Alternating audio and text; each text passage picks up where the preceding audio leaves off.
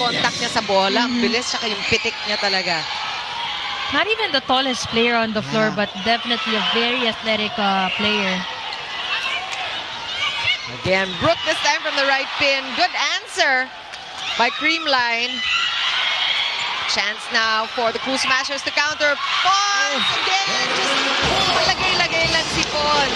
Talagang na rin ang naging discard ni Pons dito. At makikita natin it was Arcel left to block her all alone. Si Janelle Cheng hindi na nakapunta sa Gashes.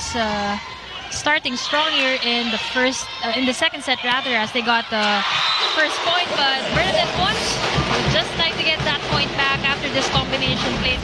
Every time she would go for the second tempo attack, taas ng porsyento niya dyan. Imagine triple Action on the Pilipinas Live app, because for just 149 pesos, you can keep